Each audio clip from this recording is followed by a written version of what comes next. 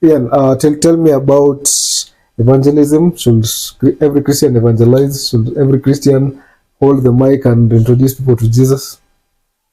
Yeah. If you are to go by the Bible, I believe evangelism is a duty for all Christians.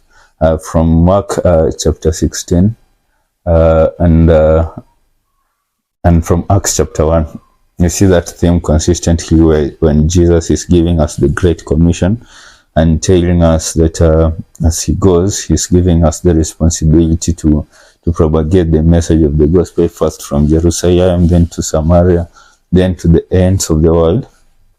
And the implications of that is that every person who comes to the knowledge of Christ in some capacity has to be bold enough to reveal Christ to others, because the coming of the kingdom of God is dependent on it.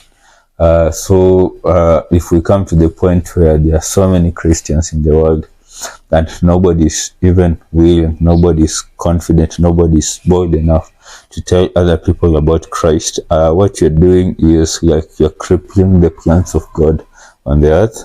We are making the devil to be stronger, and you are actually leading very many people who would have heard the gospel and repented to eternal destruction.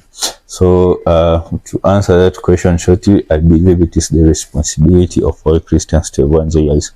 When it comes to other weightier things like teaching, establishing churches, those are things that require a deep calling from God to do. It's not everybody who's sent to preach to 1,000 people. And even if you're sent, there's a degree of growth that you have to enter for you to do that.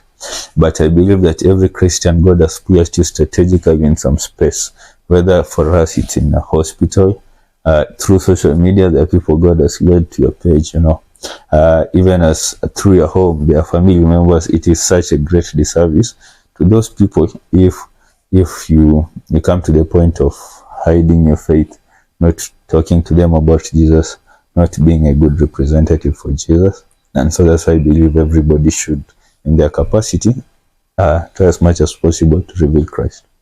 Well, that's very interesting. I remember, like about 7 years ago, I used to watch a series called Touch, and the essence of this series, or the idea behind it, was everybody is connected somehow to someone else. Are you getting?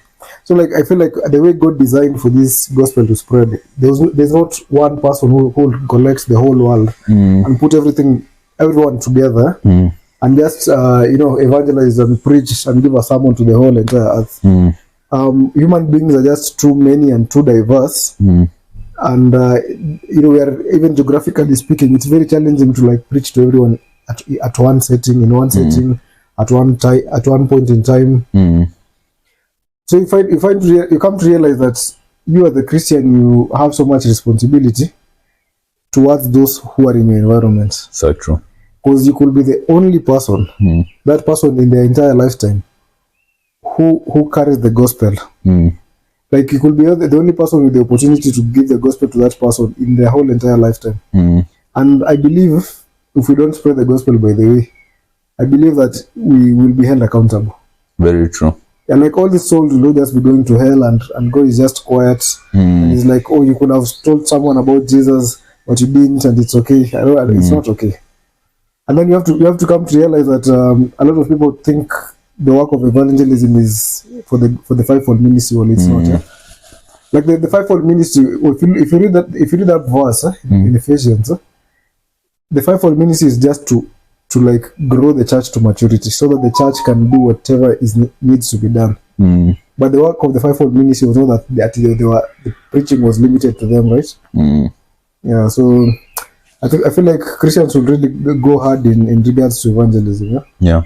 So I think, just to wind up my thoughts, the two main things that may hinder Christians to evangelize. First of all, there's usually fear. And I believe that fear is from the devil, but sometimes, like, you're always fearful of how you'll be perceived. Sometimes you're fearful about what people say, the persecutions that may come, the misunderstandings that may come. And like my response to that is just like the boldness that was in the life of Paul. We've been doing a Bible study in the book of Acts, and you actually see Paul even going to Jerusalem, knowing very well how much he'll be persecuted there, but still being bold enough to tell his testimony to all the Jews, you know. And I believe the Spirit of God comes to empower us to have that sort of boldness, because without boldness, with fear, it is so hard to be bold enough to present the gospel to others. And I mean, what other I think here in Kenya, nobody is going to kill you or imprison you for preaching the gospel, but people are going to judge you and scrutinize your life, and that's what most Christians fear. But like, you know, I've been preaching the gospel today, but if someone sees me, hears me cursing tomorrow, sees me doing this thing tomorrow, that's and what I think we should all come to the point of understanding that it is just through grace. Like the fact that we're in the journey of perfection. we're in the journey. Because like even me, like, I mean, there are days when like I don't feel Christian enough, you know, and I don't make the best decisions. I don't make decisions the way Christ would make those decisions.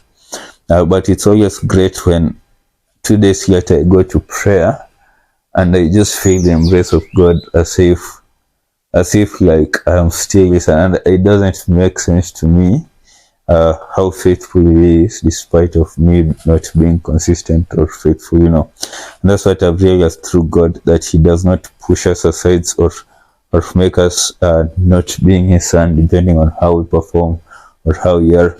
And when you come to that understanding, like, we can still preach Christ and help people understand that it's not really about us, you know. It's about something bigger, and even though you're growing towards that perfection, like, it is just by the grace of God, and it's that grace which gives us the ability to evangelize, you know. And it is not by works. It's not by works,